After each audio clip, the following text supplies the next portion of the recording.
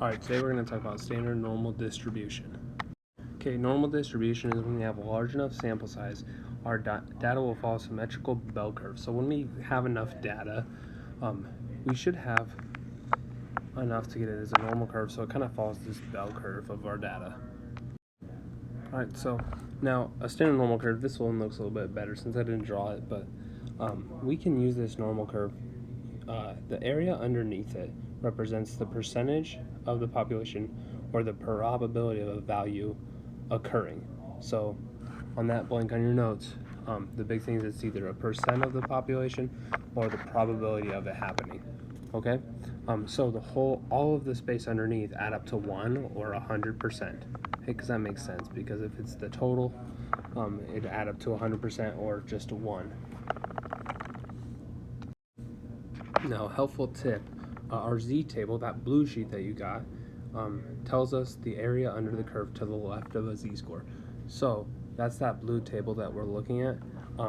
If it's shaded to the left, so if it's shaded to the left, we're going to just look at the number on the table. Okay, so if it's just shaded to the left, we're just going to get the value or the number on the table. If it's shaded to the right, we're going to look at our blue table, okay, and we're going to do 1 minus the number on the table. Okay, so once we get the number from the table, we're going to do 1 minus it if it's shaded to the right. All right, and if it's shaded between, we're going to get our big number on the table minus the small number on the table. Okay, so we find both of those numbers, and we're going to do big minus small if we want in between. So if it's shaded in between. Okay, so with these problems, it's either going to be shaded left, right, or in between two. So these are the 3 steps that you do to get those answers. All right, guys.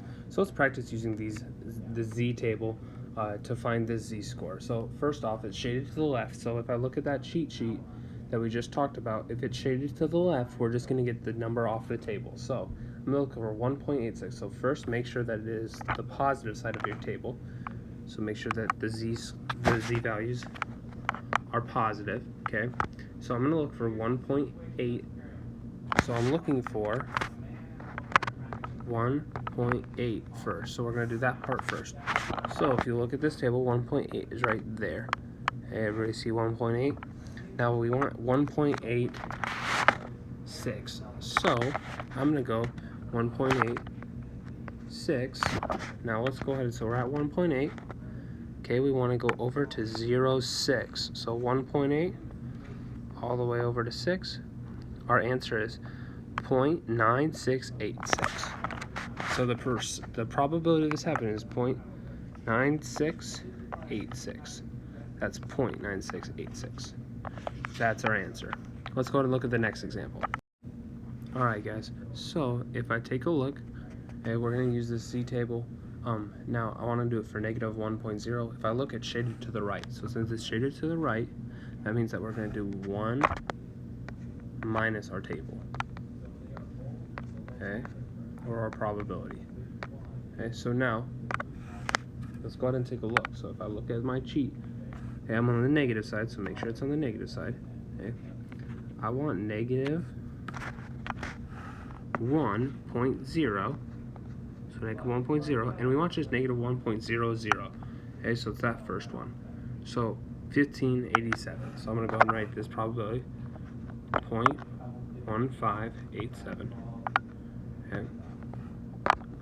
Now I'm going to go ahead and shrink this up a little bit. Now if we look, that would be 15%.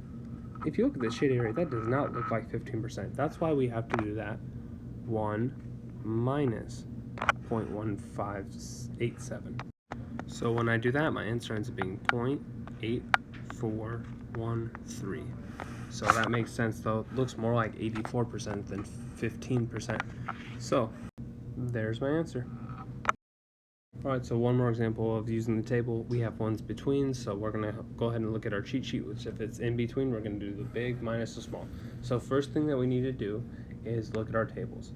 So I'm going to go ahead and get this positive one first. Okay, I'm going to go ahead and open this up. Okay, we're looking for 0.67.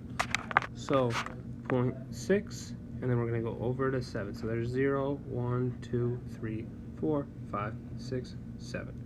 So 74, 86. So I'm going to go ahead and write that down. Now I'm going to go ahead and get into the negative chart. So let's shrink this one. And I'm going to open up some real quick from negative 1.50. So negative 1.5, and we want 0.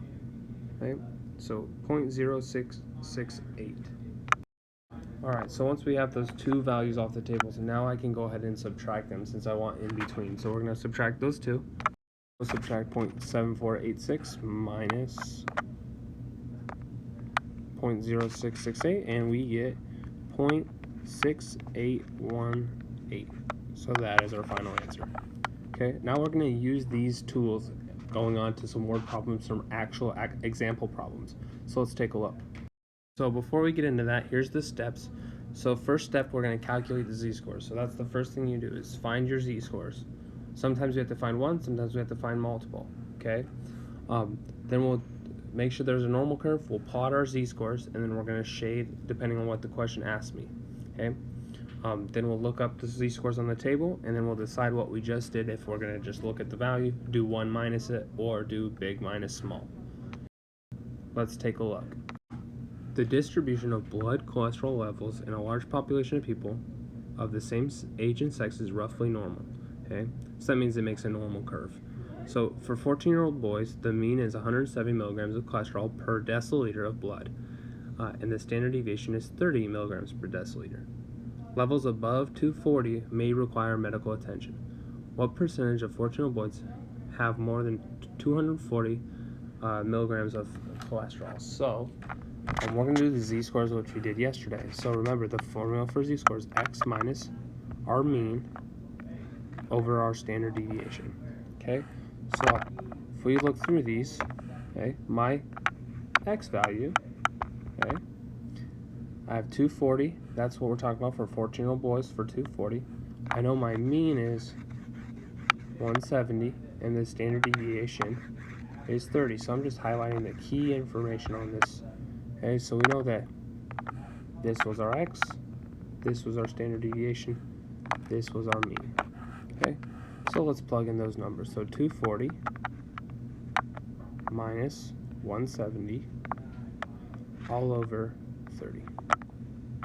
Okay, so 240 minus 170, well, that is 70 over 30. So when I divide those, I get 2.33 repeating. Well, we're always going to round to 2 decimal places because that's what we have on our table. So it was 333, so that 3 is going to keep the second one the same. So it's going to be 2.33.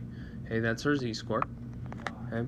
Now I'm going to go ahead and plot that on this chart. So 2.33, that's going to be a little past 2. So I'm going to go ahead and make a line. Okay. Now I need to figure out where to shade. Okay. So it says I want to know what percentage of boys have more than 240. So think, if I want more than, I want above. So I want to go above that. So I'm going to shade to the right. Okay. Now once I do that, it wants to know what percentage or probability. Okay, so we're going to use our table. Alright, so I'm going to go ahead and open this up. We're looking for 2.33. So I'm on the positive side. We're going to go down to 2.3 and then 0, 1, 2, 3. So 0.9901. So I went ahead and wrote it right there, but remember, we're shaded to the right, so we need to do 1 minus that percentage we got from the table. So 1 minus that is going to give me 0.0099. And when I subtract that using a calculator, okay, so we can leave it like that probability, or if you want to change it to a percent and move the decimal to the right 2 spots and put 0.99%, I'd accept either of them, but sometimes just keeping it from the table is pretty easy.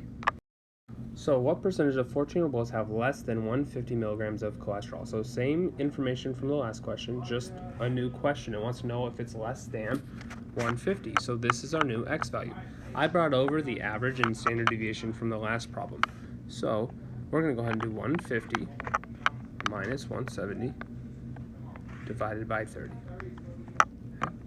So that ends up being 20 divided by 30, which ends up, when I divide that, we get 0.66 repeating, so we're going to round that out to 0.67. So once we get that z-score, we're going to put it on this curve. So 0.67 is between 0 and 1. It's going to be closer to 1 though, just by a little bit. So I'm going to go ahead and draw a line like that. That's our 0.67. And it wants less than. Okay, so think less than means lower. So we want to shade the ones that are lower, which are going to be the ones to the left. So I'm going to go ahead and shade to the left. Okay. All right, now once we shade, now we're going to go ahead and use our table to find the probability. Okay, so I'm going to make this bigger. Make sure you're following along to really find these on your chart. So we're looking for 0.67. So 0.6 and then 0, 1, 2, 3, 4, 5, 6, 7. So 0.7486. All right, now if I look at my curve again, it's to the left. So when we looked at it, it was shaded to the left. We're just going to use this answer right here. So our answer is 0.7486. If you want to change it to a percentage, so 74.86%, you can. We would accept either one of those. Alright, so this one's using the same information from the last one, which I brought the mean and the standard deviation over. What percentage of 14-year-old boys have a cholesterol between 160 and 200 milligrams? Okay, so if you notice, we have two of them here. So we are actually going to do two z-scores. We have an x there and an x there. So let's go ahead and set this up. So let's do the 160 first. Okay, so I'm going to do 160 minus 170 all over 30. Okay, so that ends up being negative 10 over 30, okay, which is negative 0.33. Okay, now I'm going to go ahead and do the red one. Okay. So we're going to do 200 minus 170 over 30. Okay, well that gives me 30 over 30, which is just a positive 1. Okay, so now I'm going to find both of these numbers on the table. So I'm going to go ahead and look at negative 0.33 first. So I'm going to look at the negative side. So negative 0.3, so 0.3. 0, 1, 2, 3, so right there. Okay, so 0.3707. Okay, now I'm going to do the other one. So we're looking for just 1 or 1.00. Okay, remember, I can just add the 0.00 to that. So 1.00, so 8413. Alright, so first off, I kind of forgot to put the z-scores on here. So negative 0.33, that's going to be about right there. Let me move these charts. Ooh, my line went with me. I'll just rewrite it. So negative 0.33, so about right there. And that 1 would be right here. And we're shading in between. Okay, so remember, if it's shading in between, we want to subtract our two numbers off our chart. So I wrote them in black, so let's go ahead and subtract those. So we're going to subtract that 0.8413 minus, so the big one minus the small one, which is 0.3707. Okay, when we subtract those, we get our answer, which is 0.4706. So I just went ahead and subtracted them. So remember, when it's between, we just subtract our big number from our chart minus our small number from the chart. How do we know where to shade? Well, we know where to shade. If it says we want above a certain mark or greater than, we're going to shade to the right. If we want less than, we're going to shade to the left. If it's asking between two scores, we're going to shade in between two of our z-scores. Okay, go ahead and get started on the practice worksheet.